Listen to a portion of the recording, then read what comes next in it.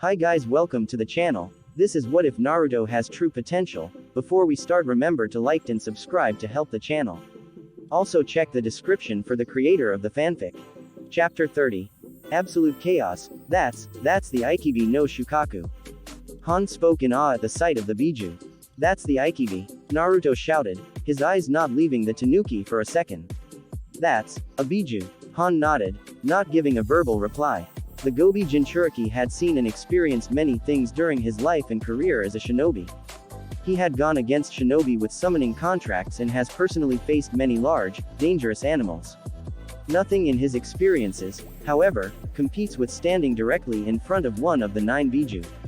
At first, the Ikibi no Shukaku seemed as if he was motionless. Naruto and Han took advantage of its lack of action to study him properly and think of what they were going to do. As the two continued to study the giant Tanuki, they noticed Gaara's human body on top of the Biju. It was as if he was sticking out of the Biju's head. The red head made a hand sign, causing him to droop his head, as if he had fallen asleep. Immediately, the giant Tanuki started to move. A grin crossed the Biju's lips as he looked up into the sky. Finally, I'm free, Shukaku screamed. The Biju proceeded to jump upwards and stretch his limbs, adjusting to life out in the real world. His jump created a large crater underneath his body. Naruto and Han both stared blankly at the Biju. Kid, this is bad. This is really bad for you. The Kyuubi spoke within Naruto's mind. I realized that Kyuubi. Naruto replied quickly. How do you suggest I do this? You're more familiar with him than both Han Ni and I are. Nothing you do will ever beat Shukaku. Your body wouldn't be able to handle the amount of chakra it would need to actually take him down. Hell, even with it, I don't think you could do it. It's beyond a human's capabilities to defeat a Biju. The Kyuubi answered. So, your focus shouldn't be on defeating Shukaku, but rather forcing his Jinchuriki to become awake. You saw that jutsu he made that released Shukaku. What the boy did was simply force himself asleep. His seal seems to contain the Tanuki only when he is awake. What you and your Ni-san need to do is to bring him out of his sleep. That should force Shukaku asleep and make this a winnable fight for you. Naruto listened carefully to the advice Kyuubi had for him. Once the fox told him how to get rid of Shukaku, he turned his attention towards Han. We need to somehow reach Gaara. The Biju will only be here as long as Gaara is asleep and unable to contain it. If we wake him up, then we force Shukaku away. The blonde told the armored-wearing shinobi. Understood. Han nodded. The Iwa Jonin took a deep breath before he looked towards the Biju in slight amusement. I have to admit, I've been curious how a Biju fights. Guess I will finally get an answer to my curiosity. He then glanced towards the Uzumaki. This won't be easy for either of us. Are you ready? Of course. Naruto nodded his head. This'll take more than I think either of us can handle on our own. Use the chakra of the Kyuubi. I will use the Gobis. Han stated. He then made a hand sign and was surrounded by the demonic chakra of the 5-tailed dolphin horse. One singular red tail formed directly behind Han. He's right, Naruto. You'll need my chakra to reach him, and more than you normally use. The Kyuubi informed the blonde sharply. Your body can handle 1 tail worth of my chakra without you being overwhelmed. I will grant you the necessary chakra to use that much. Just don't die, kid. I promise, I won't. Naruto replied to the fox as he made a hand sign. As he made the hand sign, a similar shroud of demonic chakra surrounded his body. His features became more feral, and his eyes picked up a reddish tint. 1 tail of chakra formed around the boy's body, showing that Kyuubi gave him the right amount of chakra. Naruto took a deep breath and recalled all of Han's teachings, making sure he had complete control of himself. Once he was certain he was in control, he opened his eyes and gave Han a thumbs up. Let's do this, he said, determination running through his body. Shukaku finally stopped stretching and adjusting to his freedom. The Biju then turned his attention to Naruto and Han. His eyes were focused intently on them and the shrouds of chakra that surrounded them. Kokuo and Kurama, I hope that you two are watching this. I will prove my superiority to you two by killing the 2 that have you under their control. Shukaku taunted. Kurama. Naruto repeated the name in his head. He recalled that Kokuo was the real name of the Gobi. This meant that Kurama could only refer to one creature. Is that you have no right to call me by that name, but this isn't the time to argue about that. The Kyuubi hissed. Focus on the giant Tanuki. The Uzumaki was snapped out his thoughts just in time to see giant bullets of wind flying in his direction. His eyes widened as both he and Han jumped out of the way before being hit. The bullets, instead, collided with the trees that were behind them, destroying them instantly. We need to approach with caution, Han said, his eyes focused intently on Shukaku. I'll lead. You follow behind me and take advantage of any openings I create. If you see an opportunity to get an attack in, go for it. Right. The Uzumaki nodded his head. With those words, the two Jinchuriki charged forward, using the enhanced speeds of their Biju. Han led the charge with Naruto following right behind. Upon being released from their coffins, the consciences of Hashirama, Tobirama, and Ishikawa started to return. The three men looked around the land of the living in confusion. Their eyes then focused on the men in front of them, Hiruzen, Jiraiya, and Onoki. Sarutobi, monkey, is that you? Hashirama questioned with a sad smile on his face. It is. It's been a long time, hasn't it, sensei? Hiruzen replied, returning the man's sad smile with one of his own. It really has. You've grown old. The Shodaime Hokage chuckled. Ishikawa, Shodaime-sama, do you remember me by chance? Onoki asked, slightly hesitantly. Ishikawa stroked his beard for a moment, his eyes focused intently on Onoki. A second passed before he chuckled. Young Onoki, it has been a long time since I passed. When I last saw you, you were nothing more than a small, mere pebble. Now, though, I see a man who has become a massive boulder. And it seems that you've replaced me at some point and become the Tsuchikage. You've done well, Onoki. Onoki couldn't resist the urge to smile. Despite the circumstances involved with the Edo Tensei, he was thrilled to hear such words from the Shodaime Tsuchikage, the man who had inspired him to become the shinobi that he was today.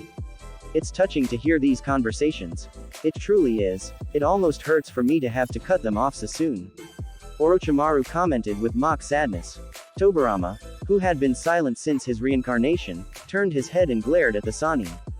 So, you are the one who summoned us with the very technique I designed. Tobirama noted with disgust. I am. I must say, you designed a marvelous jutsu that I am still working on improving. There's so much potential with it, after all. Orochimaru chuckled as he pulled out 3 kunai knives with tags attached to them. Tobirama recognized them immediately and turned his head towards Hiruzen. One of you needs to destroy those. Now, Onoki was the first to react, making a series of hand signs. After completing the hand signs, he clapped his hands together. He then created a 3-dimensional cube of chakra between his hands. He then made a gesture, causing the cube to move forward. It then surrounded the kunai in Orochimaru's hands. The Sannin's eyes widened and he pulled his hand back before the Tsuchikage could finish his jutsu. Dust style. Atomic dismantling jutsu. Immediately, the cube exploded from the inside. In the process, the kunai and the tags were destroyed. Orochimaru scowled at the Sandaime Tsuchikage in response. The dust release is as deadly as I had heard. He noted. I'll be more cautious around you, Onoki-san. I was going to eradicate the memories of your predecessors, but I suppose I can let them be conscious when they fight you. Then started to chuckle again. I suppose this works out better this way. They can be conscious and note exactly how they destroyed you all. The snake Sannin made a hand sign, causing the 3 deceased Kage's bodies to stiffen. Hiruzen, Onoki, and Jiraiya immediately prepared for battle. I know you are familiar with the subject, Hiruzen, but are either of you by chance an expert in Fuinjutsu? Tobirama questioned Jiraiya and Onoki. Jiraiya nodded his head, which prompted the Nadaime Hokage to continue speaking. Fight me and my brother. While we are fighting, I'll try and talk you through how to dispel the jutsu. Just make sure we don't accidentally kill you. I'll try and help out by telling you how to avoid my attacks. Or something like that, Hashirama offered. I'll do my best. Just tell me how to end the jutsu and I'll do what I can. Jiraiya nodded his head in understanding. While you keep them busy, I'll be fighting my own predecessor. Onoki said, his eyes focused on Ishikawa. You know, I choose to look at this as a blessing. I believe this jutsu will be dispelled and that no life-threatening harm will come to you or Iwa. Therefore, I can just take this time to see what kind of shinobi you have become. Ishikawa noted with a smile. Enough chatter. Try and offer help if you can. I assure you, it will all be for naught. Today, the Sandaime Tsuchikage and Hokage, along with the Toad Sage, shall perish. Orochimaru spoke up in irritation. He made another hand sign, expressing his orders and intent for the deceased cage. Immediately, the three reincarnated shinobi charged at the group. Both Hashirama and Tobarama charged at Jiraiya, who jumped backwards to place distance between him and them. They then followed him to another area of the balcony to do battle. Ishikawa and Onoki, also, moved to a different area to have their own battle separate. Orochimaru and Hiruzen remained alone in the center. The Sandaime Hokage glared at the man. I'm surprised you let Ishikawa-san and my predecessors simply challenge the others. Do you really think you can take me on by yourself, Orochimaru? Hiruzen spoke coldly to his former student. Perhaps I'm being a little overconfident. I did intend on fighting you with them. I suppose I can call them back here if I do need a little extra help and you prove more of a fight than I expect. But I guess, with the opportunity presented to me, I'd like to try and take you on myself. Orochimaru chuckled. This attack's primary goal was to make sure you die after all, Sarutobi-sensei. It'd be more fun if I was able to kill you off by myself. You can try, but nothing you can do will help you kill me. Hiruzen replied, glaring at his former student. Orochimaru's chuckling stopped as a snake extended from his mouth. The snake's mouth opened up, spitting out the Kusanagi sword. The Sandaime Hokage, seeing his student pulling out his own weapon, bit his finger and made a series of hand signs before slamming his palm on the ground. A few seconds later passed before a tall monkey with white fur wearing a black suit and a Konoha forehead protector appeared next to the Hokage. Enma, it has been a while since the two of us have been in combat together. I need your help today more than ever. Hiruzen spoke to the monkey. Enma looked directly at Orochimaru and nodded his head. It's about time this fight happened. Let us make up for your mistake years ago and kill this man. After finishing his statement, Enma's body transformed into the shape of an adamantine staff. Hiruzen grabbed the staff and swung it around for a few seconds before turning his attention to Orochimaru. Enma is right, Orochimaru. It's time I did what I failed to do years ago and finally bring you down myself. The Sandaime Hokage spoke, determination evident in his voice. I'd like to see you try. Orochimaru taunted, gripping the Kusanagi tightly in his hands. The former teacher and student charged at one another, gripping their weapons tightly in their hands. Ninja art. Wind scythe jutsu. Temari swung her fan in the direction of Shikamaru, causing a massive gust of sharp winds to come towards the Nara. He jumped out of the way, causing the wind to hit the trees behind him. The trees were cut up with branches and the tops of trees falling to the ground. The Suna Kunoichi proceeded to swing her fan, using the same jutsu once again. Shikamaru, once again, was forced to jump out of the way to dodge the incoming gusts of wind. The tree branch he was on, along with the trees behind him, were cut and destroyed once more. This could go on for a while. I need to go on the offensive myself. The Nara told himself. Fire style. Phoenix flower jutsu. Shikamaru ran through hand sings before breathing out a series of fireballs. The fireballs flew directly towards Temari. Instead of dodging, Temari simply grinned and swung her fan hard. The resulting wind collided with the fireballs, causing them to turn in direction. The wind also fanned the flames, making them larger. The fireballs proceeded to fly back in the direction they came from, directly at Shikamaru. The Nara's eyes widened as he was forced, once again, to jump out of the way. The flames proceeded to hit more trees, lighting them on fire and destroying the environment around them. You thought you were so clever, having fire-style ninjutsu against me, a wind specialist. Too bad for you that I'm better at wind-style ninjutsu than you are with your fire attacks. I'll just blow them right back in your face. Temari taunted, hoping to psyche out her opponent. I figured. Shikamaru grumbled, annoyed that his fire element was going to be useless in this fight. The Nara looked upwards toward Temari and noticed that there was a tree right behind her that was higher than her. He then tossed a kunai with a hidden explosive tag directly at it. Temari braced herself to dodge the kunai, but the weapon didn't even come close to hit her. Once the kunai made contact with the tree, it exploded, causing the tree to fall apart. The trunk of the tree then fell forward, directly towards Temari. Her eyes widened as she jumped out of the way and moved closer to Shikamaru.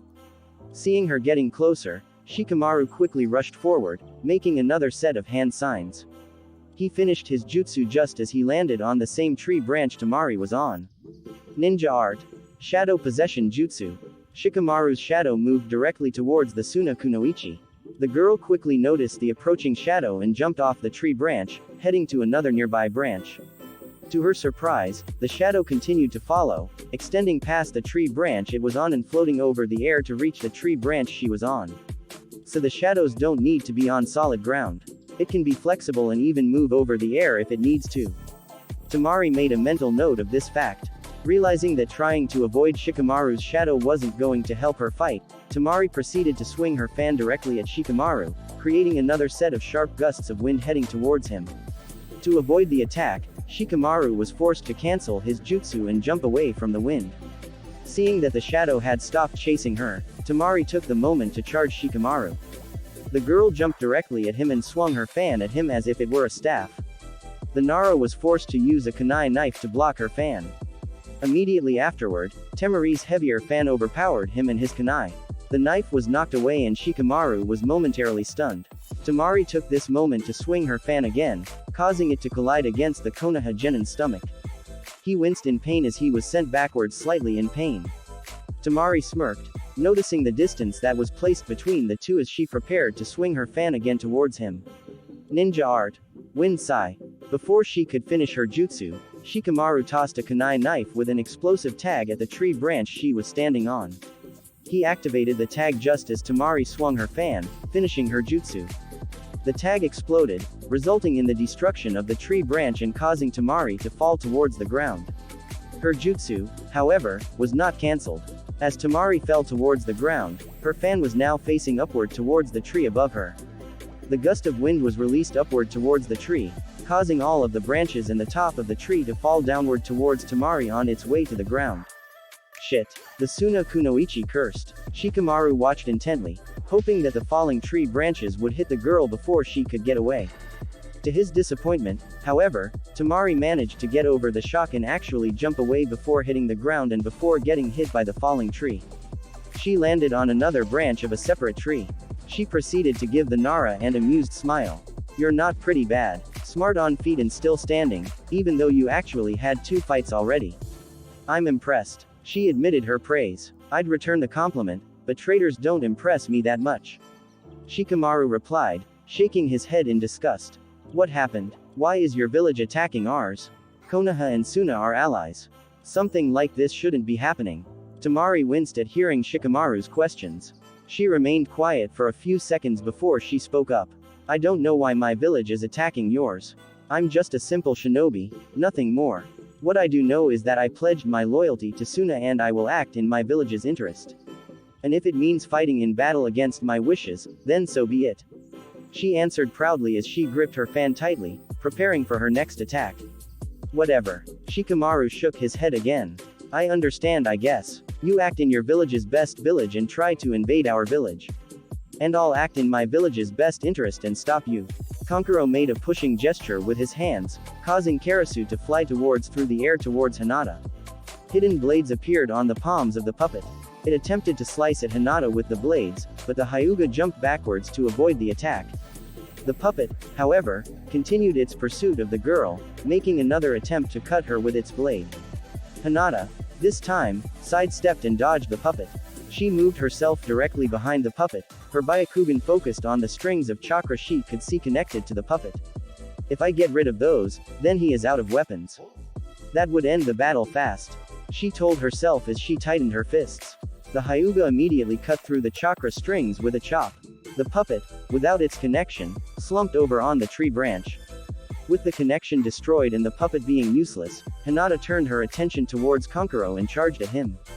The Suna Genin, despite her rendering his weapon useless, seemed completely unconcerned about her approach. He has no weapon now. I can end this now. Hinata's thoughts were interrupted as she noticed something in her Byakugan's extended vision. What? She was forced to jump out of the way as the puppet, Karasu, had charged at her once again. She landed on a separate tree branch, avoiding being grabbed by the puppet. Karasu turned its head in her direction before opening its mouth.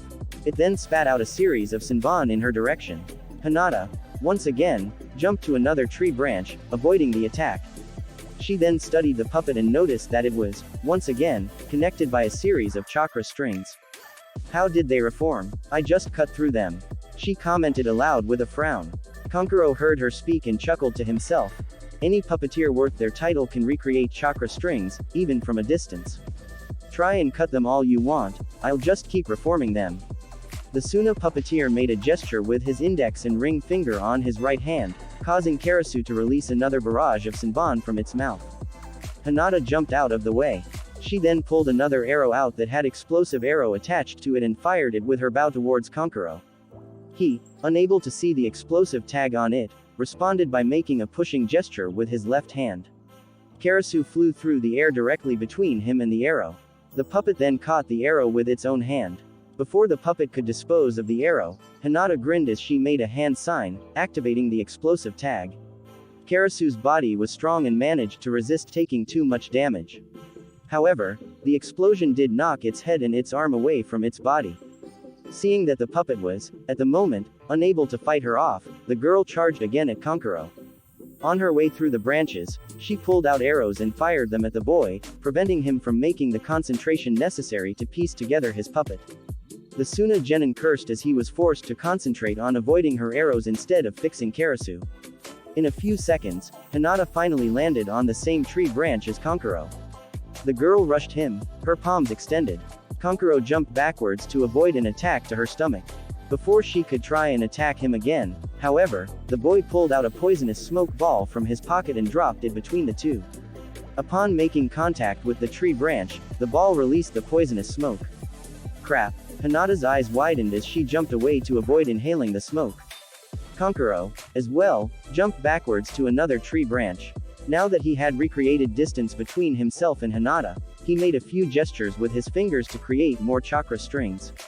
The pieces of Karasu that had been knocked off reconnected with each other and reformed the puppet whole. It's gonna take a lot more than that to defeat a puppeteer. Kankuro taunted, gripping his fist tightly. Karasu mimicked the actions of its puppeteer. I can see that, Hinata mumbled in response before she stared at the Suna genin with determination in her eyes. But I'll defeat you and your puppet and get back to my friends. I won't let you or your village do anything to them, or Konoha. It's a little late for that. Kankuro sighed in response. He didn't want to admit to his own concerns about the invasion to anybody, let alone a Konoha shinobi that he was fighting. Therefore, he pushed his own doubts to the side and looked at the kunoichi in front of him as coldly as possible. But we'll see what happens. Right now, your concern is me. I realize that, Hinata replied as she reached for another arrow. Instinctively, Kankuro's fist tightened as he prepared for his, and Karasu's, next action. In the center of the battlefield where the Chunin exam final matches had occurred, Anko and Baki charged at each other. Both shinobi had attempted to land a punch at the other, but ultimately ended up catching each other's fists with their free hand. Anko winced in slight pain, feeling cuts develop on the palm of her hand that had captured Baki's fist, but didn't let the pain stop her from holding him back. The Suna Jonin proceeded to try and kick her. Anko decided to jump backwards, letting go of the man's fist and pulling her own away from his grasp. Baki, however, charged at her and prevented her from placing distance between them. She sidestepped to avoid a punch directly to her face, but she was once again cut slightly on her cheek. So that's what you are doing. Realization dawned on Anko's face how she was getting cut. You use the wind to augment your taijutsu. It makes your attacks stronger and gives them the ability to cut, even if you miss the target. The woman stopped talking for a moment to jump backwards and avoid another kick from the man. I guess the bingo book doesn't lie about your proficiency with the wind element. It is my specialty, yes. Baki replied with a smirk on his face as he continued to charge Anko. Seeing that she had the disadvantage in hand-to-hand combat, Anko decided to switch the style of fighting. She held out her hand directly in front of Baki's face just as he finished charging her. Hidden shadow snake hands. Snakes appeared from under Anko's coat sleeve, shooting forward. Baki sidestepped to avoid the attack from the snakes. The man was about to continue to charge at the woman, but the snakes she had released turned direction and tried to attack him again. He cursed lightly to himself as he was forced to jump backwards to avoid being bit by them. Now that she had placed distance between them, Anko recalled her snakes and proceeded to run through different hand signs. Fire style. Dragon Flame Jutsu. The Tokubetsu Jonin released a blast of fire from her mouth that charged forward in a straight line towards Baki. The Suna Jonin smirked as he made a series of hand signs of his own. Blade of Wind. Baki's fingertips concentrated chakra and wind together, forming a wind blade. The Suna Jonin made a slicing gesture with his fingers. The wind went straight through the approaching fire, cutting it in half. The blade continued flying towards Anko, who jumped to avoid being struck. Still, she felt the edge of the wind's blade hit her and caused a deep cut on her shoulder. She winced in pain, once again. Wait a second. Anko's eyes widened as she began to piece together some information together. This technique he just used, highly concentrated wind that functions almost like a sword that can completely cut up somebody hit by it directly. This man, he's been in Konoha since the beginning of the exams. He was here when Hayate was killed. You killed him. You're the one who killed Gecko Hayate. Anko spoke up quietly. Baki gave the woman a curious stare for a second before realization dawned on his face about who she was talking about. Oh yes, the exam proctor. He was snooping around during a meeting with one of Otogaku's spies. I didn't want him leaking any information back to your Hokage. The Suna Jonin developed a smirk on his face. Surely you understand. This is war, after all. You're the bastard who killed him. You killed Yugao's fiancé. You killed one of my best friends. The Tokubetsu Jonin nearly growled. Don't get all self-righteous about it. Baki shouted in response, his eyes narrowing into a glare. We're shinobi. Killing comes with the occupation, especially killing those who are a direct threat to our mission and our village. You're right, Anko replied as her eyes narrowed on the man in cold rage. Then I hope you and anybody you are close with don't get too offended when I kill a direct threat to my village, when I kill you. He's tough though. If I'm going to take him down, I have to use everything I got. Kakashi, thank you for all the training we've done these past months. The snake user mentally thanked her sparring partner as she ran through another set of hand signs. It's time I use the original jutsu and fighting style you helped me develop. With it, I'll get revenge for Hayate. What the hell? The Otogaku Jonin commented as he arrived on the scene. The man had sent his 8 Chunin subordinates forward to intercept the group of Konoha shinobi that were chasing the Aikibi Jinchuriki. He had expected the number advantage to overwhelm the opponents and defeat them easily. When had finally arrived at the area, he was shocked to see his 8 subordinates lying on the ground, dead. Standing by their bodies was only one man in the group that had been sent after Gaara, and he wasn't even a Konoha shinobi. The Oto Jonin recognized him immediately as the Yonbi Jinchuriki, Roshi. I was wondering when you'd show up. The other shinobi you sent weren't that good, to be honest. Roshi noted with a shrug.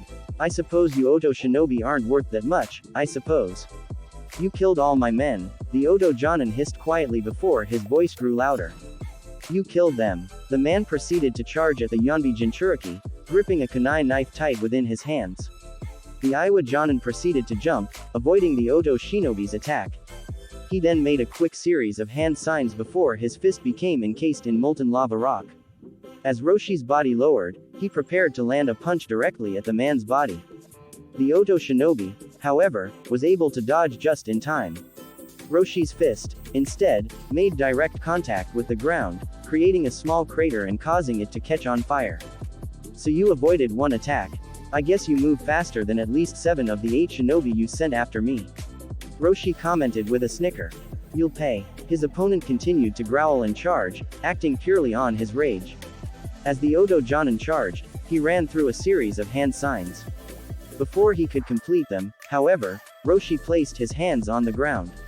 Shortly after, lava rushed forward from underneath the ground directly in front of the man in a plume, causing him to break his concentration on his jutsu and stop moving to avoid charging headfirst into the lava. Roshi, noticing that his opponent was now standing still, rushed forward and grabbed the man by his neck. The Oto Jonin gasped for air, unable to breathe due to the tight grip on his neck. Just like your subordinates, you fell victim to your own emotions. All it took was a few choice words to anger you and you charged at me like a bull without a second thought. You youngsters tend to just rush in, letting your emotions cloud your judgment. You should have been more careful in a fight with me, especially if you saw that I was able to defeat your subordinates by myself. Roshi lectured the man. The Iwa Jonin's eyes were narrowed on the Oto Jonin within his grasp. I actually do see some potential in you. You do move pretty fast and I'd be curious to see what techniques you have to help with that. I almost wish I could let you live and see if you actually listened to what I had to say. Unfortunately, you're working for the enemy and tried to invade Konoha. Many innocent people are going to die because of yours and your fellow shinobi's actions. It's only fair that you die with them. With those words, Roshi solidified the hand that was gripped around the Oto Jonin's throat in hardened molten rock once again. The Oto Jonin attempted to scream, but he couldn't due to how hard Roshi was squeezing. He died soon after from being unable to breathe and from burns. It really is a shame. Maybe he and the others could have been something if they were in a different village. Roshi mumbled. Does it matter? You shouldn't concern yourself with those shinobi. They're already dead. Your focus should be on catching Shukaku's vessel. A voice spoke within Roshi's head. Surely you can sense his presence. Roshi nodded at the voice's suggestion. I realize that. Hell, I don't even need to sense it, I can see it. The old man looked ahead. Like he had said, the giant tanuki was visible in the distance in a clearing further away from him. I'm heading that way. I am probably going to have to use some of your chakra if I want to be of help to stop Shukaku, if that's okay, Yonbi. You know how I feel about being called, Yonbi. The voice nearly growled. Nevertheless, you can use my chakra. Do what needs to be done to stop Shukaku from doing too much damage. Roshi nodded at those words as he started to rush through the forest in the direction towards Shukaku. Along the way, the man started to make a hand sign, channeling some of the Yonbi's chakra in preparation for the battle. Die! Shukaku screamed as the Biju raised his hands into the air. Sand-like spikes developed from under the ground directly beneath Han and Naruto. The two Jinchuriki were moving fast enough to avoid being hit by any of the spikes. They continued on their pursuit, getting close and closer to the giant Biju. Upon reaching Shukaku's body, Han proceeded to concentrate both the demonic chakra of the Gobi and the steam from the furnace on his armor into his fists. He then jumped into the air and punched Shukaku in the stomach with as much force as he could. The Biju inched backwards slightly from the force, but didn't seem to take much damage from the attack. The Ikibi raised a claw into the air and attempted to slam Han with it and crush him on the ground. The Iwa Jonin, however, managed to jump away just in time to strike. Shukaku's claw, therefore, made direct contact with the ground. Seeing his opening, Naruto rushed forward and jumped onto the claw. He then moved upwards along Shukaku's arm, running as fast as he could to try and reach the top. Shukaku quickly noticed what he was doing and glared at him. Almost immediately, spikes appeared on the Biju's arms and the rest of his body. The force of the spikes took Naruto by surprise and knocked him off. The edge of one spike managed to cut into him, giving him a deep wound on his leg. The blonde cursed in pain as he flew through the air. Naruto, be careful, Han called out as he jumped into the air. He managed to catch Naruto before the blonde could make direct contact with the ground. What's the name of that technique that Gaara always loved using? Shukaku spoke up in mock confusion. Oh yeah, sand coffin. As soon as Han and Naruto made contact with the ground, sand rushed over towards them and surrounded them in a large circle, trapping them within it. The sand then started to rush forward to crush them within it. Damn it, Han cursed. He dropped Naruto to the ground and proceeded to rush through hand signs. Ninja art. Steam cannon jutsu. A blast of steam was released from Han's furnace forward, directly against the surrounding sand prison. To his surprise, however, the sand was not breaking. Han attempted to pour more chakra and strength into his jutsu, but the sand continued to stay sturdy. Shukaku's sand is a lot stronger than Gaara's. It'll take more force to break it. Kyuubi advised within Naruto's head. More force, like a combined jutsu. Naruto realized as he went through hand signs. Wind style. Great breakthrough. As Han continued to use his steam cannon to release a blast of steam at the sand, Naruto breathed out a large gust of wind from his lungs, powered by the Kyuubi's chakra. The steam and wind-based ninjutsu worked together and finally managed to destroy the sand coffin around them before the sand could crush them. The two Jinchuriki proceeded to jump out before the sand could reform around them. Shukaku, seeing that both Han and Naruto made it out of his sand alive, scowled. He swung his tail directly at them. Naruto managed to duck in time, but Han was unable to do so. The Iwa Jonin was smacked hard by the tail and was sent flying. He made contact with the ground, hard. Han ni. Naruto shouted. Wind style. Drilling air bullets. Shukaku shouted. The Ikibi took in a deep breath before expelling out a large air ball that was headed directly towards Han. The Gobi Jinchuriki was still recovering and pulling himself off the ground after being struck last, making him unavailable to dodge the technique.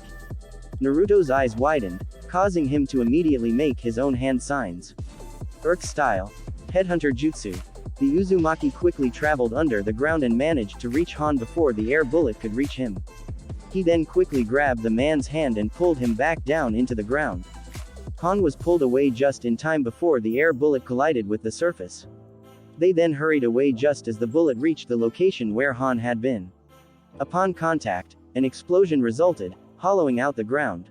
Naruto and Han jumped out of the ground where Naruto had previously been. Han looked over to the younger Jinchuriki and smiled at him. That may have been life-saving. You have my gratitude, Naruto. Han told the boy. Don't thank me. What our brothers for? Naruto replied with a chuckle. Besides, you caught me that last time. The Gobi Jinchuriki opened his mouth to say something back in response, but the words died on his lips as the two heard the approaching footsteps of Shukaku. For a couple of humans, you're rather annoying to kill. I suppose that's fitting for the containers of my brothers. Shukaku grumbled. This has gone on long enough, though. I want to move on and get some other kills as well, so you're both going to die by my hand shortly. He's clearly overpowering us, Naruto noted with a sigh.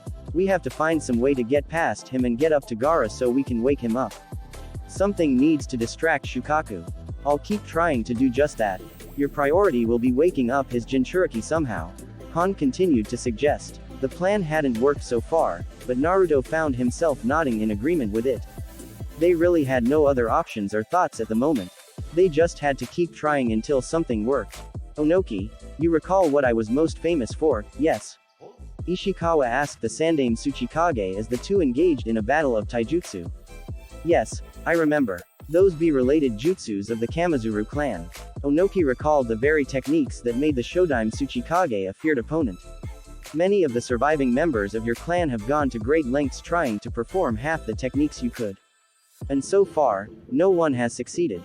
No one has. No one in my clan surpassed me. Not even any of my grandchildren. Suzumaki, Jabaki, Kurobaki, Ishikawa questioned, almost desperately. Hearing no comment from Onoki caused him to frown and sigh deeply. That's so very disappointing to hear. I had so much faith in them and my clan.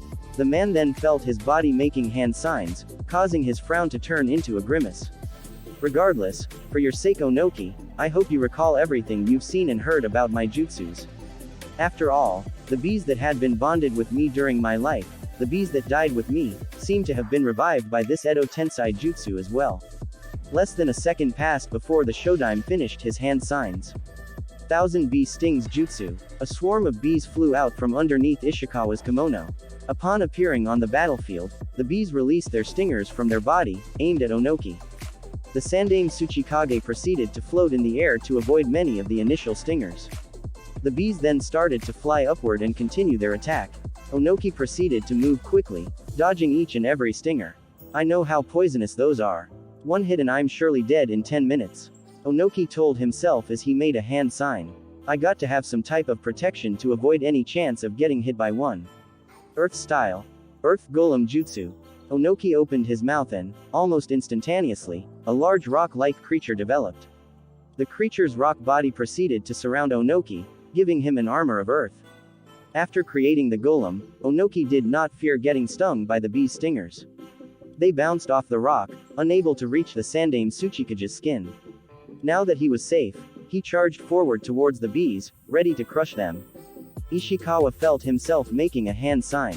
Careful Onoki. I'm making the bees harden into rock. They're going to be a lot stronger than you think in their new condition. As Ishikawa had predicted, the jutsu he was forced to use caused all of the bees that were flying in the air to harden their bodies into stone. Onoki made direct contact with one of the bees. Although the force of his attack would have destroyed it normally, the rock around the bee managed to protect it. Ishikawa felt himself making more hand signs. As soon as he finished, his rock-covered bees started to charge directly at Onoki, one at a time. Each bee hit the golem in the same location. The rock bee would shatter into pieces before being replaced by the next one, which would continue the assault. Onoki's earth golems were strong and able to resist even the strongest of explosions. The collisions with these rock-covered bees, however, were slowly starting to damage the golem. The bees would, eventually, destroy the golem and would begin attacking Onoki directly. I need to stop this before they reach me. I surely wouldn't survive more than a few of their blows. Onoki realized. The man closed his eyes in thought, ignoring the crumbling noise of the golem around him falling apart. To stop the bees, I need to destroy their summoner. Simple as that. I have enough time to prepare a jutsu to completely destroy him. The Sandaime Tsuchikage began making a series of long complicated hand signs. He continued to ignore the assault of the rock bees, focusing only on his jutsu. Before his golem collapsed, the man finished his jutsu and created another cube-like structure between his hands. This one, however, seemed to be larger than the previous one he had made. Once it was created, Onoki made a pushing gesture, causing the cube to move through the golem's body, past the bees, and completely surround Ishikawa's body. Dust Style. Atomic Dismantling Jutsu. Onoki activated his jutsu, once again, causing a massive explosion within the cube. Smoke filled the inside of it and, for a moment, the bees stopped attacking him. The Sandaime Tsuchikage, feeling as if he won, released the golem around him to make sure that Ishikawa had been defeated. As he looked around, he saw the rock-covered bees flying around him had fallen to the ground and crumbled into pebbles. His eyes then turned towards the smoke that resulted from his jutsu. To his surprise, however, Ishikawa remained there with his body fully intact. The only noticeable change to him was chunks of golden armor lying on the ground next to his feet. Whatever jutsu you used on me, Onoki, was truly impressive. I don't think I can recall the last time someone destroyed my beeswax armor all at once. The Shodaime Tsuchikage praised his successor. I can't recall the last time my dust-style ninjutsu didn't completely destroy someone on a molecular level, armor or not. Onoki noted. Despite the situation, the Sandaime Tsuchikage allowed himself to smirk as he developed a stronger appreciation for his village's founder. That beeswax armor must really be something. It is, and you managed to ruin it. It takes way too much chakra to recreate, so I think it's safe to say that you won't have to worry about my armor for the rest of the fight. Ishikawa noted. But you still need to be careful, Onoki. My bees aren't done yet. The Shodaime Tsuchikage felt himself snapping his finger. Instantly, all of the pebbles on the ground changed shape, turning into his bees. The bees flew back in the air and surrounded Onoki. It appeared as if the exact number of them had grown. I can see that. I'd expect nothing less from you. Onoki replied. It doesn't matter, though. I'll find some way to destroy them yet. How familiar are you with the Edo Tensei, Jiraiya, was it? Tobirama questioned the Toad Sage. Jiraiya was about to answer, but he was unable to properly speak as Tobirama's body attempted to punch him in the face. The Sannin was forced to focus on dodging the attack. He then had to block off an attack from Hashirama. The man was forced to block and evade a continuous barrage of attacks from the Shodaime and Nadaime Hokage. A few seconds passed before Jiraiya was able to jump away and establish some distance between himself and the deceased Hokages before he could get the opportunity to speak. I've read your notes and research on the jutsu in the Forbidden Scroll.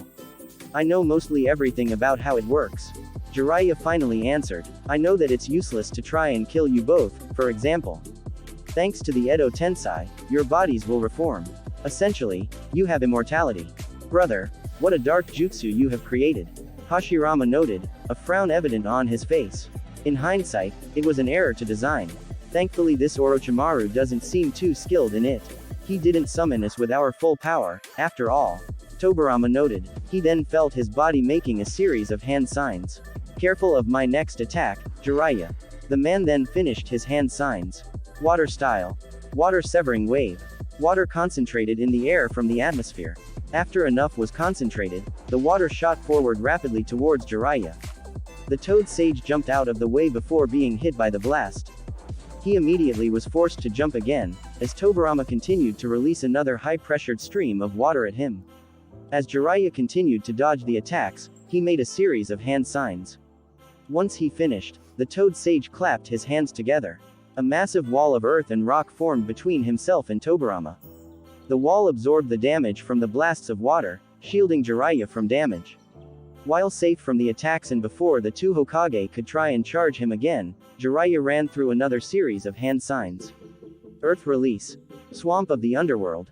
The surface underneath Hashirama's and Tobirama's feet changed, turning into mud. The deceased Hokages attempted to move, but were ultimately unsuccessful. Their bodies were stuck within the mud. My body can't move at all. I can see you really are a skilled ninja. Tobirama complimented the Toad Sage. He felt his body still continue to resist and try and pull itself out of the swamp, but none of its efforts were working. Neither were the efforts of Hashirama's body. With your skill, I could see you becoming Hokage. Thanks for the compliment, but I'm not interested in the title. I have my own responsibilities that I need to do that are separate from the title. Jiraiya replied back, but enough about that. While you're stuck, let's talk about the Edo Tensei. How would you propose releasing the Jutsu? The primary method to releasing Jutsu is to seal our souls away. If you do that, then the physical bodies of the Edo Tensei will be destroyed. The Nadaime Hokage answered, the only sealing method that wouldn't end your life is slightly complicated, but if you are indeed a master of Fuinjutsu, then you should be able to accomplish it. You have something to make the seals with. Yes, I do. Jiraiya replied as he pulled out a scroll from a pocket in his clothes. I always have scrolls on me in case I need to do a seal. Good. Then listen carefully. The seal is going to need to be done in your blood and needs to be exact. Tobirama started to explain. Jiraiya nodded and immediately bit his thumb, so he could write the proper seal on the scroll. The first stroke. Jiraiya, be careful, Hashirama shouted, interrupting his brother's explanation. He felt his body making a series of hand signs. Wood style. Deep forest creation. Trees started to grow underneath the battlefield. In a moment, their battlefield was covered in trees and resembled a dense forest. A few trees had formed from underneath the swamp. These trees ended up lifting Tobirama and Hashirama out of their imprisonment in the swamp. Their bodies were now free. Immediately after, they charged after Jiraiya again. Shit. Jiraiya cursed as he was forced to put his scroll away for now. The Toad Sage was, once again, forced into combat as he tried to avoid the attacks of both Hokages. Both Hashirama and Tobirama seemed to possess great skill with taijutsu. Even though they were not summoned with their full strength, their combined taijutsu prowess was enough to overwhelm Jiraiya. At this rate, I'll never be able to focus on the seal. I have to buy myself time, Jiraiya realized. As Hashirama and Tobirama, again, tried to attack him, the Toad Sage pulled out 2 sets of explosive tags. With both deceased Hokage in close proximity to him, Jiraiya sneaked both tags onto their bodies and jumped away. He immediately activated them both, causing both to explode. Both Hashirama's and Tobirama's bodies were blown up, separating their torso from the rest of their bodies. Can you still talk? I know that didn't kill you. Jiraiya questioned frantically as he pulled out his scroll. I can, yes. Tobirama answered in affirmation. Our bodies will reform though in just a few seconds. We need to get back to work with the seal. Right. Jiraiya replied. Please, hurry. What's the first stroke? It seems as if your predecessor, Hashirama, was forced to use his Kekkei Genkai and create a forest battlefield. How intriguing. I suppose Jiraiya has gotten better than I thought. Orochimaru noted with a smirk. Hiruzen did not reply to Orochimaru's comment. Instead, he focused solely on fighting off his former student. The two were engaged in close combat as Orochimaru and Hiruzen attempted to strike at the other with their sword and staff respectively. Both were locked into a stalemate. Each of them had occasionally landed strikes at each. Orochimaru's body was starting to bruise heavily as a result and Hiruzen had many cuts from the Kusanagi. Still, both men ignored the pain and their injuries. They focused solely on landing a decisive hit that would kill their opponent. Orochimaru swung his sword at Hiruzen, causing the Sandaime Hokage to block the attack once again. This time, however, a snake appeared from underneath Orochimaru's sleeve and charged straight toward Hiruzen. He was forced to jump backwards to avoid the attack, placing distance between himself and Orochimaru. Multiple striking Shadow Snake. 10 large snakes shot out from Orochimaru's sleeve and charged at his former teacher. Seeing the approaching snakes, the Sandaime Hokage ran through a series of hand signs. Fire style. Fire Dragon Bullet. Hiruzen breathed a large stream of fire from his mouth right as the snakes reached him. Immediately, the snakes screeched in pain before their bodies melted under the intense heat of the flames. The fire continued as it approached Orochimaru. The Sannin smirked as he jumped in the air to avoid the flame. He then pulled out a singular shuriken and tossed it at his former teacher. Realizing what Orochimaru was doing, Hiruzen pulled out a shuriken of his own. They both then made a singular hand sign. Shuriken Shadow Clone Jutsu. The two shuriken multiplied, creating thousands of shuriken. Each shuriken collided with each other, causing the attacks to miss. All of the weapons fell to the ground between the two men. As they hit the ground, though, Orochimaru smirked as he made another hand sign. Instantaneously, his set of shuriken transformed shapes, taking the shape of 1,000 tiny snakes. Each snake rushed forward on the balcony towards Hiruzen. The Sandaime Hokage made a singular hand sign, turning the balcony titles around him into mud. The mud made it difficult for the snakes to move as fast as they had previously been moving, but it did not stop their advances. As a result, Hiruzen then made a series of hand signs. Earth Style. Earth Dragon Bullet. A dragon's head formed from the mud. The snakes that were all moving in the mud were forced together and brought into the dragon's head. The dragon then proceeded to spit out bullets of mud towards Orochimaru. Within each bullet, a series of his snakes were trapped inside of them. Fire Style. Fire Dragon Bullet. Once again, Hiruzen released a stream of fire from his mouth. The fire ignited with the earth dragon and the mud bullets, causing both to be consumed in fire. The snakes that were inside were destroyed due to the intense heat. These flame-covered mud bullets were sent flying towards Orochimaru. The Sannin was hit head-on by the combined jutsu. His body melted, turning into a pile of mud and revealing himself to be a clone. Realizing this, Hiruzen turned around just in time to see Orochimaru attempt to cut him with the kusanagi. Once again, Hiruzen used his staff to block the attack. Your reflexes have not dulled at all in your old age. Orochimaru commented with a smirk on his face. Age hasn't made me weak, Orochimaru. I'm still strong enough to defeat you, as I was when I first met you when you were a genin. Hiruzen informed his former student sharply. Such confidence. I always thought you were more cautious than that, Sarutobi-sensei. The Sannin replied, I am confident, because the life of the village is in my hands. In a moment like this, I can't lose. Even if I were to die here, I'd save Konoha and take you with me. The Sandaime Hokage exclaimed. With those words, Hiruzen pushed harder with his staff, managing to knock Orochimaru off balance. Seeing an opportunity, the Sandaime proceeded to swing his staff again directly towards Orochimaru's chest. Unfortunately, the Sannin managed to squirm away, using his flexibility to duck underneath Hiruzen's attack. He then jumped backwards and gripped his sword tightly, ready to continue their battle. I'll repeat myself. Such confidence. If you really feel that strongly, then come. Show me exactly how you intend on saving Konoha. He taunted his former sensei. Gladly. Hiruzen nodded his head as he charged at his former student once again. Enko, upon finishing her hand signs, clapped her hands together. Her eyes seemed to light up as she channeled chakra around her entire body. Ninja Art. Flare Aura. The chakra that surrounded Enko's body changed shape to resemble red flames. The Tokubetsu Jonin was now surrounded entirely by fire. The flames, however, were most concentrated in her hands. This is unique, an original jutsu, Baki noted, trying to figure out the secrets behind Enko's attack. I presume that's an armor of sorts that you think can prevent you from getting cut up. I wouldn't call it armor. It's a lot more than that. Enko replied as she glared at him. There was now a literal fire in her eyes as she glared at the Suna Jonin. The Konoha shinobi jumped into the air directly above Baki. She clapped her hands together, causing the fire that was concentrated in her hands to form into circular balls of flames. Fire Style. Hellfire Rain. Enko proceeded to toss the fireballs down towards Baki. The Suna Jonin moved out of the way, causing the fireballs to hit the ground and cause the ground to catch on fire. The Tokubetsu Jonin continued to spawn fireballs in her hands that she chucked towards Baki. With each attack Baki dodged, the more the battlefield proceeded to catch on fire. After avoiding 10 fireballs, the Suna Jonin decided to change tactics.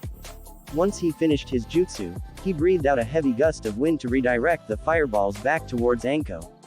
To his surprise, however, the fireballs moved directly through the wind and towards him. He was hit directly on the leg by one of his fireballs, causing him to wince from the burning. Remember that fire overpowers wind. That wasn't a wise decision. Enko taunted. Unless the wind is stronger, in which I can redirect your fire. Baki retorted with a glare. That jutsu you used earlier, it's no armor. It's just converting all of your chakra to pure fire. All of your fire style ninjutsu is augmented by it, isn't it? I could probably use it for armor as well, but that is true. It also allows me to use other mediums besides my mouth as a means to create fire. But I'm not going to admit to any of that out loud. Enko thought to herself. Instead, she proceeded to run through a series of hand signs. Fire Style. Widespread Ruin. The fire that was surrounding the battlefield due to her missed fireballs started to move on its own accord. The flames started to spin around in a circle around Baki before they began to rapidly close in, preparing to both crush and burn him to death simultaneously. So she can manipulate any form of fire around her now as well. This means even avoiding her attacks won't help me. If the battlefield catches on fire, then she'll just have other fire that she can use that I'll have to watch for. Baki cursed as he became aware of the situation he was in. He then proceeded to concentrate a heavy amount of wind and chakra in both hands. I have to extinguish these flames.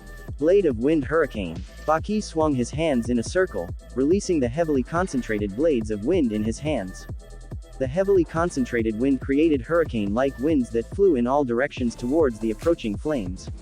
After making contact with the fire, Baki's wind managed to overpower the flames and extinguish them. Once he was free from the fire, the Suna Jonin turned his attention towards Anko and charged at her, concentrating both wind and chakra in his hand again. Blade of Wind Barrage. Both of Baki's fists were covered entirely with heavily concentrated blade-like winds. Anko, seeing his move, retaliated by concentrating the fire around her into her fists. The two shinobi continued their earlier fight using only taijutsu augment by their element. Baki's wind-style taijutsu managed to pierce Anko's flames and still cut her, causing her to continue to get cut. Similarly, Anko's flame-covered fists managed to create burns on Baki's body. The two ignored the pain, however, and continued their fight of taijutsu. As I said earlier, fire is only superior to wind if the wind is not strong enough to put out the fire, and I have the necessary strength to create winds that can blow out all of your flames. Baki taunted Anko amidst their taijutsu fight. We'll see about that. I've been training hard these past few months and developing my strength and my skills with fire. My flames aren't going to go out easily. Anko replied. The two said no more words, they simply concentrated on their fight, trying to land blows on their opponent. Wind style. Great task of the dragon. Tamari swung her fan upward toward the sky. Immediately afterwards, storm clouds began to develop in the sky directly above the battlefield. Shikamaru's eyes briefly went towards the sky, trying to piece together exactly what Tamari had planned for him. His attention, however, returned back to the Suna Kunoichi. The girl, once again, proceeded to swing her fan at the Nara. Ninja Art. Wind Scythe Jutsu. Another gale of wind flew towards Shikamaru. The Konoha shinobi jumped away to another tree branch, avoiding the cutting winds. Tamari then rushed towards him, gripping her fan tightly. She jumped to the tree branch he was on and attempted to swing her fan at him. He managed to move out the way before being slammed by the fan. He then made a hand sign, causing his shadow to extend forward again. Tamari jumped away immediately to avoid the shadow. The Suna Kunoichi proceeded to move from tree branch to tree branch, avoiding the Shikamaru's shadow as it followed her. The Nara continued to try and catch her, but he was starting to notice something suspicious. Why has she not tried to confront me? She knows that she could do something to have me deactivate my jutsu. Why is she just letting me chase her like this? Surely she has to be getting tired by constantly running around. He questioned, his eyes focused intently on her as he tried to question her logic. Temari's eyes, for a second, looked upward. She noticed that the clouds were ready and her jutsu was complete. The Suna Kunoichi smirked as she made a singular hand sign. The clouds proceeded to disappear and were replaced by a giant tornado that began to descend from the sky, directly above Shikamaru. The Nara looked upward and he cancelled his jutsu. His eyes widened at the sight. Shit, Shikamaru did not have enough time to move away from the attack. The tornado surrounded him completely before he could do anything. The strong winds of the tornado began to cut deeply into his skin, tearing his clothes and causing him to bleed extensively with each cut. Shikamaru screamed in pain with each cut. Despite the pain, he attempted to make a series of hand signs. Shadow Protection Jutsu. The shadows in the area moved quickly and surrounded Shikamaru in a protective barrier, stopping the tornado around him from cutting more into his skin. The Nara, on instinct, sighed in relief. He soon noticed, however, that the wind was cutting into his shadow barrier. He saw cracks beginning to form, which caused his eyes to widen and forced him to put more chakra into his jutsu to maintain the barrier. Goddammit, please, let my jutsu hold. Please, Shikamaru pleaded in his head. He saw more cracks developing on the barrier, which caused his thoughts to become more frantic and desperate. Please. Outside the tornado, Tamari watched while breathing heavily. Creating the tornado and maintaining it required of a lot of her chakra.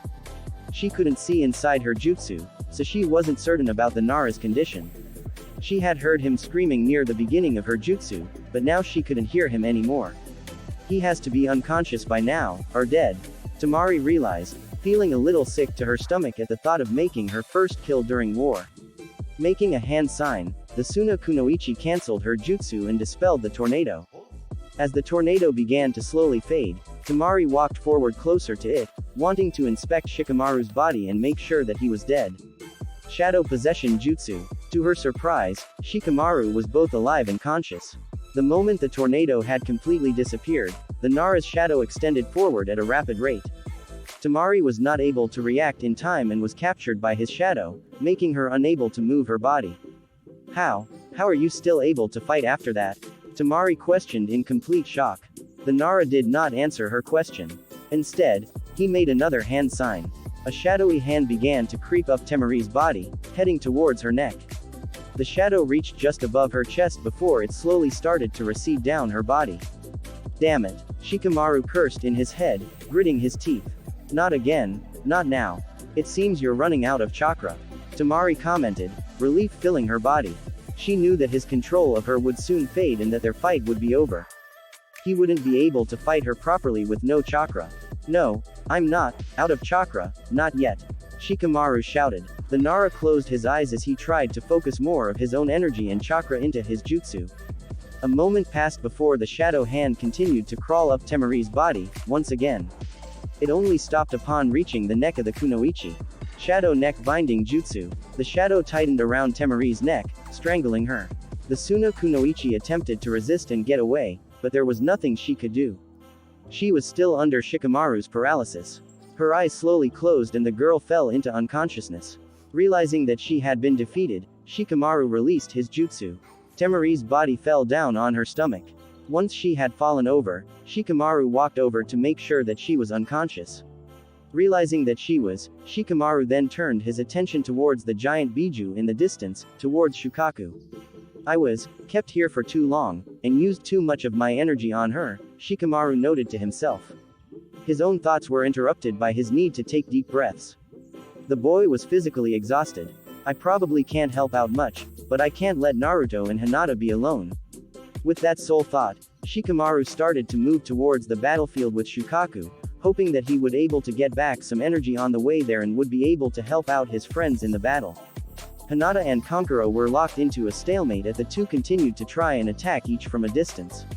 The Hyuga used her arrows in her water style gunshot to attack the puppeteer. In response, Kankuro would urge his puppet to release a wave of kunai or a poisonous smoke ball at the girl. Their attacks would either cancel each other out, or the two would simply avoid the attacks by moving to another tree branch. This fight is going nowhere for me if we continue to fight like this from a distance. This is where he is strongest at. I need to get close up to him. The only question is how. Hinata questioned to herself. His puppet is in the way and it moves too fast for me to get past it. I can't afford to waste my time here for too long. Temari may need me, or maybe even Gaara.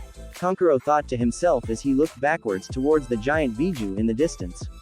I really can't afford to just stall her any longer. I need to take her down now. Poison Mist Hell. 100 continuous firing. Kankuro made a sweeping gesture with his hands, causing Karasu to move forwards toward Hinata. The puppet quickly surrounded the Hyuga and continued to move rapidly in a circle around her. Hinata kept her Byakugan activated eyes focused on the puppet, preparing for its next attack. After a few seconds of continuous movement, Karasu launched multiple poison smoke balls from its mouth. The balls made contact with the tree branch and immediately released the poisonous gas. Hinata quickly jumped upwards, avoiding the poison smoke. Got her. Kankuro smirked as he made a tug on one of the strings of his puppet. Karasu's elbow opened up before releasing a barrage of Senbon at the Hyuga. Hinata, although she could see the upcoming attack, didn't have the time to avoid the attack. She was hit hard by the Senbon and was knocked downward, back into the poison gas. Hinata began coughing the second she entered the poison gas cloud. She proceeded to make a series of hand signs before using the water style gunshot to clear the air around her, causing the poison gas to move away from her. Still, the girl had inhaled enough of the poison. She was continuing to cough and looked as if she was having difficulty standing. She'll be knocked out in 30 minutes, maybe even die if she doesn't get treated before the day ends. Kankuro noted in his head, recalling the particular poison he used in his smoke balls. Only a little more should do it. Then she'll be done. The Suna puppeteer made a pushing gesture, causing Karasu to rush to Hinata. The puppet grabbed her and held her tightly against its body. Hinata tried to resist and managed to free her hands from the puppet's grasp, but she was unable to pull herself completely away. She continued to choke as the puppet started to squeeze her body.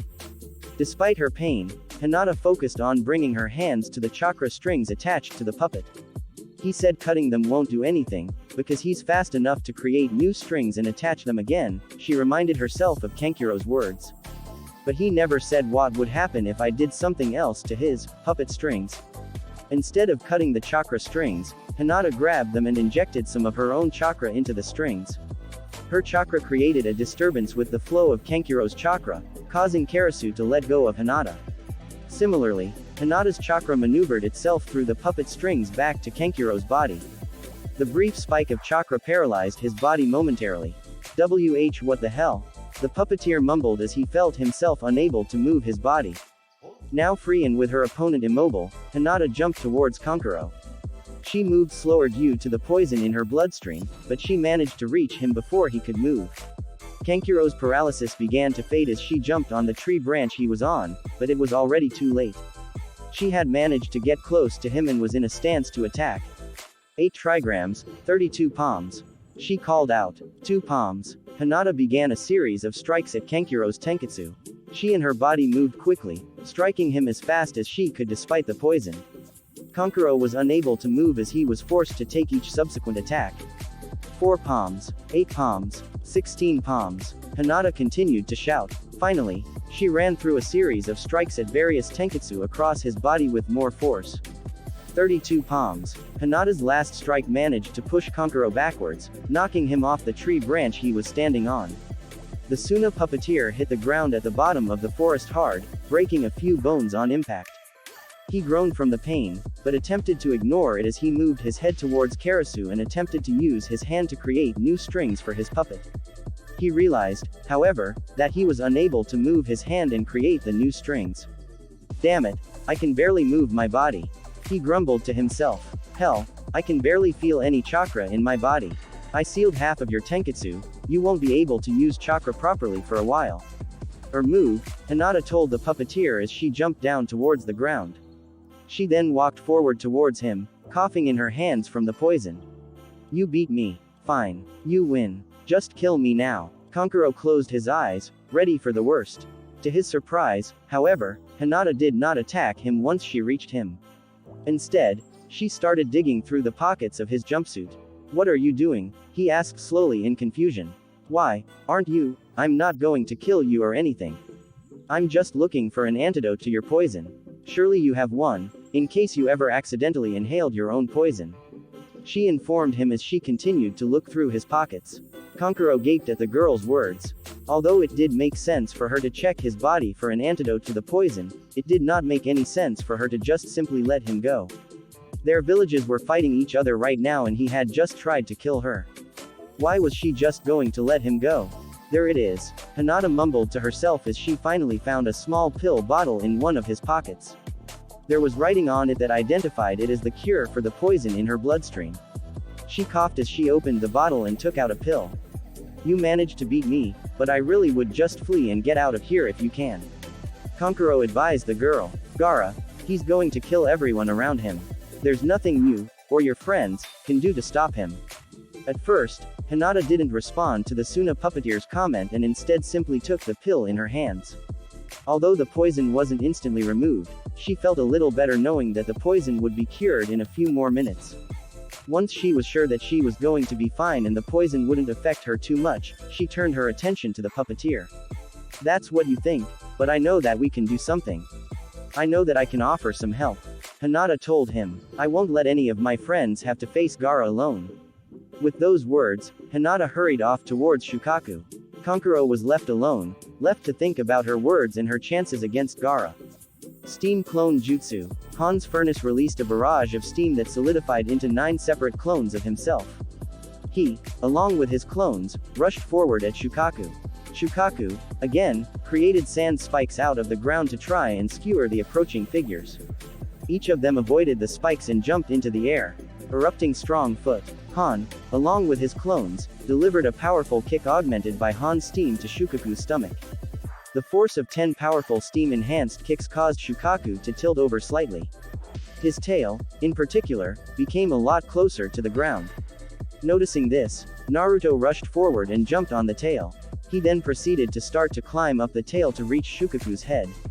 The Biju quickly regained its composure and noticed the Kyuubi Jinchuriki climbing his body. "You're trying this again? How boring." Shukaku rolled his eyes. Instead of creating spikes in his body, Shukaku opted to shaking his tail and force Naruto off. The blonde grabbed onto the tail tightly and resisted the Tanuki's attempt to shake him off. Seeing that Naruto wasn't able to continue his climb, Han and his clones started making a series of hand signs. Ninja Art. Steam Cannon Jutsu. A blast of steam was released from the original and his 9 clones towards Shukaku. Each blast collided with the Biju's head, causing him to wince slightly in pain. He stopped shaking his head, giving Naruto the opportunity to continue his climb. "Why you?" Shukaku hissed. The Biju raised one of his claws and attempted to crush Han and his clones underneath it. The original and his clones, however, managed to avoid the attack. With Shukaku's hand on the ground, Han and his clones began to climb up the arm of the Biju, mimicking Naruto's actions. Shukaku proceeded to create spikes on his arm to force Han off. Although the spikes managed to hit and dispel Han's steam clones, the original version of the Gobi Jinchuriki predicted the attack and jumped into the air. He then flew directly towards the Biju's face, his fist covered in steam. Before he could make contact and hit Shukaku with his fist, the Biju grabbed hold of the Jinchuriki with one of its claws. "Pesky little shit, I'm going to enjoy ripping you apart," the Ikibi hissed. Han gave no verbal reply and, instead, focused on trying to get out of Shukaku's hold.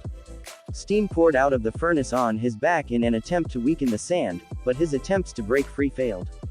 Shukaku responded to his attempts to break free by tightening his grip, causing Han to gasp in pain and start to choke. He could feel a few of his bones about to break. Naruto, who had managed to reach Shukaku's back, noticed that Han was caught by Shukaku. He immediately ran through a series of hand signs. Wind style. Wind release stream.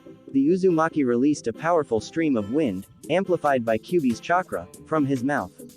The stream hit Shukaku's claw head-on with enough force that the Biju was required to release Han. The Gobi Jinchuriki fell to the ground and managed to land on his 2 feet. "Sneaky bastard," Shukaku growled. The Biju slammed its claws together. A barrage of sand was released from his back. Naruto, who was still on the back, was sent flying off Shukaku's body and was hit by the different blasts of sand. The Uzumaki coughed up blood. Shukaku turned his head towards Naruto and opened his mouth. A sphere of black and white chakra developed in his mouth. The Biju then released the ball from his mouth directly towards the Uzumaki. Naruto quickly ran out of the way before the ball made contact with him. Upon contact with the ground, the ball created a massive explosion that completely destroyed the ground underneath it. "I can't believe Shukaku is actually using his Baijudama. Does the Tanuki actually think 2 humans could defeat him, or is he really that desperate for a kill? Either way, it's shameful to use the technique so freely." The Kyuubi noted in Naruto's head, his tone of voice filled with disgust. "Kid, I don't think I need to say this again, but if you get hit by that attack, you will die." "No exceptions. I figured," Naruto replied, a frown on his face. "Naruto, are you alright? What was the technique?" Han called out, his eyes wide in surprise at the devastation caused from Shukaku's technique. "I'm fine. I got away in time." The Uzumaki sighed in response. "The fox said that Shukaku's attack will kill us if we get hit, so make sure you're on your toes.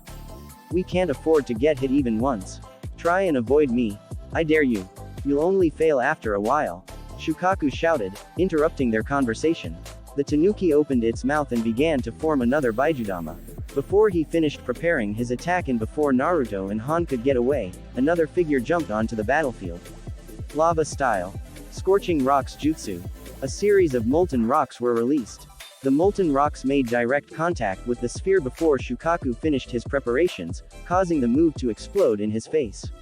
Shukaku was momentarily knocked back, completely stunned by the action. When he had recovered, he looked down to face his 2 opponents. To his surprise, however, they were joined by a third human. Couldn't wait to start fighting the Biju without me, could you? Roshi spoke with a chuckle to Naruto and Han. Just like the two of them, the Yonbi Jinchuriki was covered in a shroud of his Biju's chakra. Unlike them, Roshi was wearing a shroud with 2 taels worth of chakra. Old man, you got away from all of those Oto shinobi. Naruto exclaimed, a grin on his face. Give it a rest with the old man thing, kid. There's many shinobi older than me. Roshi replied with an eye roll. It's good to see you are well, Roshi. We could use your assistance. Han spoke to his fellow Iwa Jinchuriki. Despite the request for help, there was a positive tone to Han's voice that revealed that he was relieved to see that his friend was okay. I'll do what I can. The redhead replied as he cracked his knuckles. Shukaku finally realized exactly who the newcomer was. A wide grin developed on his face. Looks like Son Goku has graced me with his presence as well. 3 of my brothers are here in front of me, trapped in the flesh of their containers. Shukaku exclaimed, laughing almost maniacally. Look at me now, brothers. Watch as I kill the very humans that keep you prisoner. Watch as I prove that I, the Aikibi, prove my superiority over you all.